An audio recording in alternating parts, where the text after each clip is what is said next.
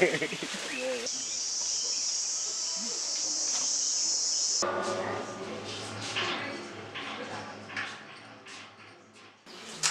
name is Margaret Sabwa. I'm from Solongo, Keveye village, Sabatia, Vihiga County.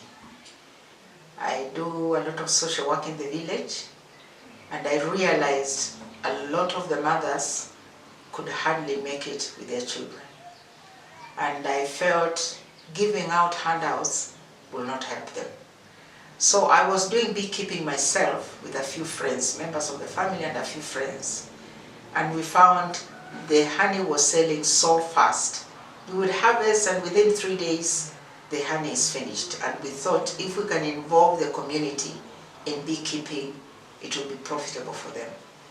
So what we are trying to do is to look for ways and means of starting off these farmers with maybe 2 beehives, 4 beehives.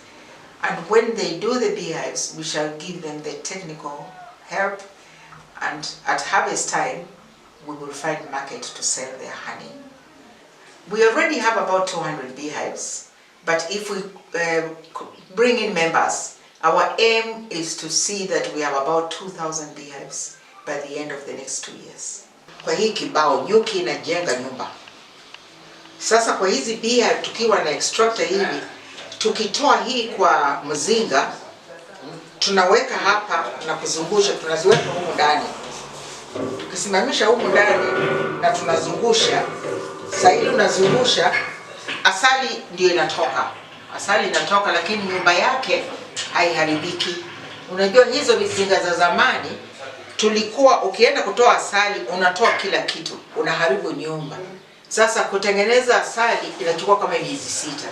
Lakini hii vile nyumba haijaharibika, ukirudisha kwa mzinga, even after 1 month, 2 months unaweza kwenda kutoa asali. Sasa ndio hii tunapenda hii kwa sababu inatuletea asali more often. Kwa sababu zile mizinga za zamani ulikuwa unaweza maybe 2 times a year. Ukiwa vizuri sana 3 times a year, lakini unaweza harvest every 2 months, every 3 months. Naitwa Nicholas Mwaora.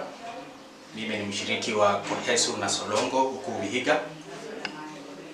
Hapa hivi kutuangalia tuko na mzinga ya kisasa ambayo inaitwa Langstroth beehive. Faida ya Langstroth beehive ya kisasa ni kwamba